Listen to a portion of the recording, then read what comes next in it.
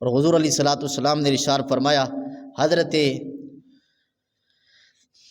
ابو ہریرہ رضی اللہ تعالیٰ عنہ اس حدیث کے راوی ہیں، حضرت ابو ہریرہ رضی اللہ تعالیٰ عنہ ارشاد فرماتے ہیں، ثلاثۃ لا یکلمهم اللہ یوم القیامہ ولا یزکیہم ولا ینظر الیہم۔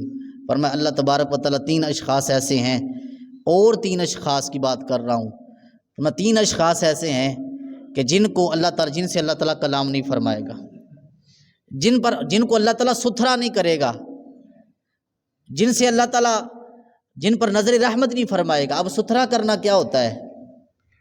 قیامت کے دن جب جہنمیوں کو، جب قیامت کے دن بندے کے نامہ اعمال تولے جائیں گے، کچھ گناہ گار لوگ ہوں گے، کچھ گناہ گاروں کو ایک نہر کے اندر غسل دیا جائے گا، جہاں سے وہ پاک ہو کر جنت کی طرف جائیں گے، پاک ہو کر جنت کی طرف جائیں گے۔ تو وہ جب بندہ اس نہر کے اندر، اس حوض کے اندر غوطہ زنی کرے گا، تو اس کے جسم کے جتنے گناہ ہیں، جتنی گندگیاں ہوں گی، وہ ساری پاکیزہ ہو جائے، صاف ستھری ہو کر اس کے جسم سے اتر جائیں گی، پھر اس بندے کو جنت کے اندر داخل کر دیا جائے گا۔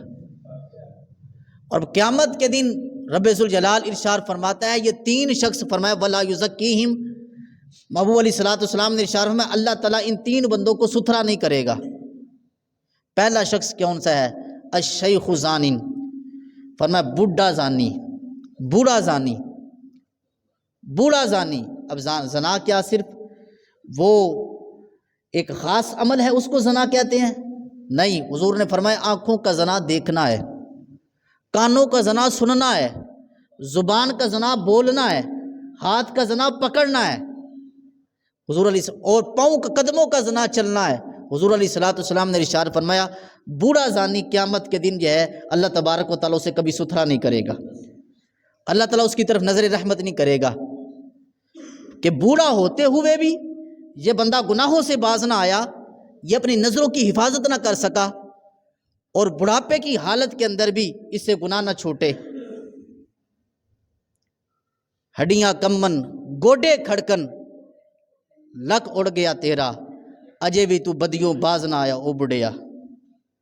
کہ بندہ بوڑھا ہو کر بھی، بھیڑیا بھی اگر بوڑھا ہو جائے تو وہ شکار کرنا چھوڑ دیتا ہے،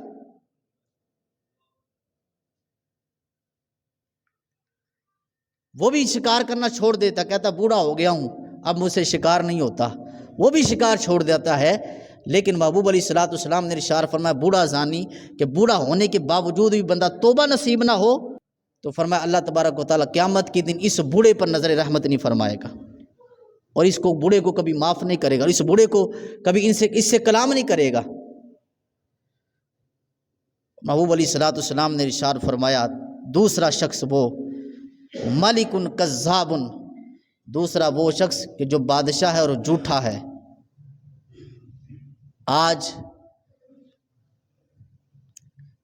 سیاست چمکانے کے لیے ہر جگہ پر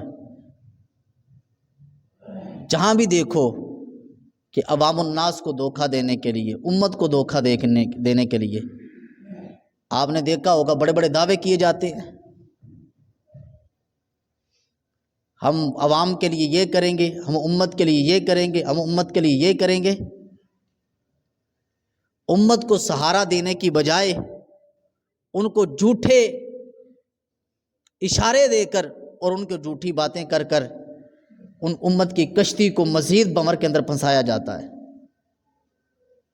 امت کی کشتی کو بھنوروں سے نکالنے کے لیے دعوے امت کی کشتی کو بھنوروں سے نکالنے کے ہیں، لیکن پھر امت کی کشتی کو بھنور کے اندر پھنسایا جاتا ہے، مزید گہرے پانی کے اندر ڈال دیا جاتا ہے۔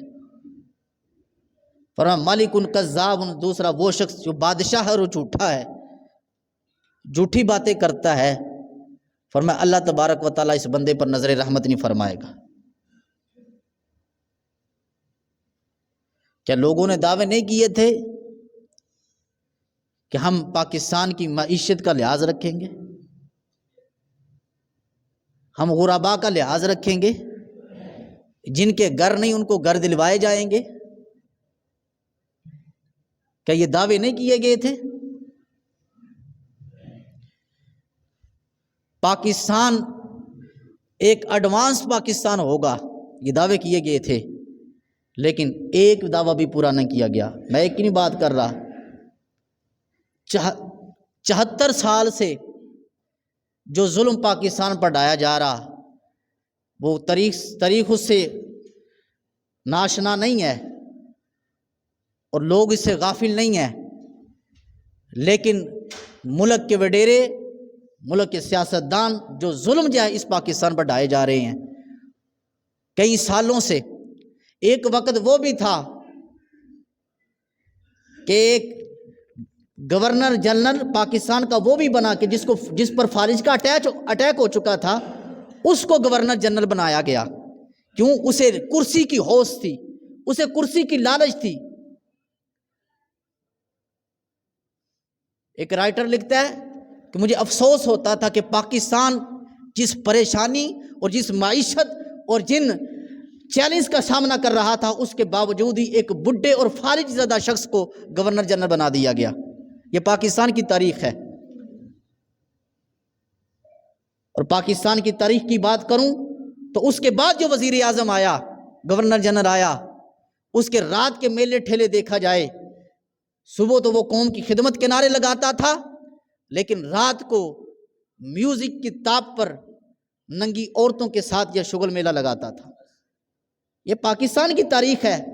جب ایسے عیاش، بدماش اور شر انگیز حکمران آئیں گے، سیاستدان آئیں گے، تو پھر قوم کا ہاتھ پکڑنے والا کوئی بھی نہیں ہے، امت کا ہاتھ پکڑنے والا کوئی بھی نہیں ہے۔ ہر دور کے اندر پاکستان پر اور عوام پاکستان پر ظلم کیا جاتا رہا، اور آج بھی ظلم ہو رہا ہے کہ ملک کے اندر غدار موجود ہیں، ملک کے اندر بکاؤ لوگ موجود ہیں، لوگ تسبیحاں پھیر پھیر کر، تسبیحاں ہاتھ میں رکھ کر امت مسلمہ کے عشق مصطفیٰ کے جذبات سے کھیلنا چاہتے ہیں۔ ان کو پتہ یہ عوام الناس حضور سے پیار کرتی ہے، حضور سے عشق رکھتی ہے، تو ان کو حضور کے نام پر لوٹو، ان کو تسبیح کے نام پر لوٹو، ان کو دین کے نام پر لوٹو۔ کیا ایسا نہیں کیا گیا کہ ہمارا لیڈر تو مدینہ حاضری دے کر آیا ہے؟ یہ کون سی بے وقوفی ہے؟ عجیب تماشا ہے۔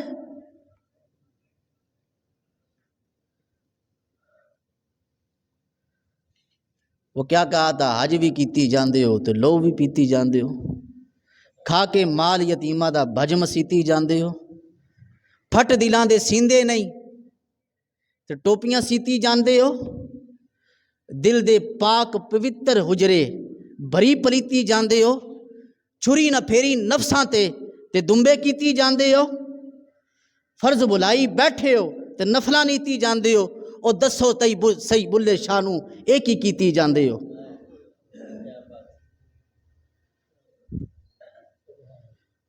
امت کو کہاں، اور امت بھی سوئی ہوئی ہے، امت کو اپنے اچھے برے کا نہیں پتہ چل رہا، امت کو بھی نہیں پتہ کہ لیڈر کون سا منتخب کرنا ہے، کیونکہ جیسی بندے کی فکر ہوتی ہے، جیسی سوچ ہوتی ہے، ویسا بندہ لیڈر منتخب کرتا ہے۔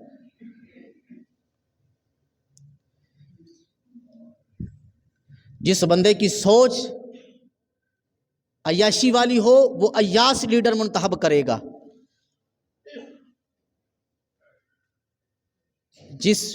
جس قوم کی سوچ عیاشی بن جائے پھر ان کے لیڈر کا انتخاب بھی عیاش حکمران ہوتے ہیں۔ آج امت اس چکی کے اندر کیوں پس رہی ہے؟ ایک بڑا سبب یہ ہے کہ امت خود ٹھیک نہیں ہونا چاہتی، لوگ خود ٹھیک نہیں ہونا چاہتے، جس طرح کی سوچ رکھتے ہیں اس طرح کا لیڈر کا انتخاب کرتے ہیں۔ کاش ہم نے مصطفیٰ والی سوچ رکھی ہوتی، پھر ہمارے لیڈروں کا انتخاب پھر ایسا نہیں ہوتا کہ یورپ کے کپڑے پہن کر، یورپ کی وضاقت اپنا کر، یورپ کے انداز اپنا کر، وہ یورپ کے فیشن اپنا کر پھر بندہ کرسی صدارت پر نہیں بیٹھتا۔ اگر ہماری سوچ، ہماری فکر جو ہے مصطفی فکر ہوتی اور مصطفیٰ کریم صلی اللہ علیہ وسلم کے دین کی لائی ہوئی فکر ہوتی تو پھر ہمارے لیڈر، ہمارے حکمران وہ یورپ وضع قطع نہ اپناتے، اپنی عوام کو اور امت مصطفیٰ صلی اللہ علیہ وسلم کو یورپ کے رستے پر نہ چلاتے۔ حضور علیہ الصلوۃ والسلام نے ارشاد فرمایا مالک کذاب، دوسرا وہ بندہ کہ بادشاہ ہے اور جھوٹا ہے، فرمایا قیامت کے دن اللہ تعالیٰ اس پر نظر رحمت نہیں فرمائے گا۔ تیسرا بندہ وعائل مستکبر، وہ بندہ جو محتاج ہے لیکن پھر بھی اس کی اکڑ نہیں ٹوٹتی، اکڑ والا بندہ ہے، اکڑ اس کی بڑی ہے، اکڑ نہیں ٹوٹتی، تو فرمایا کہ اللہ تعالیٰ اس اکڑ والے بندے کی طرف بھی نظر رحمت نہیں فرمائے گا۔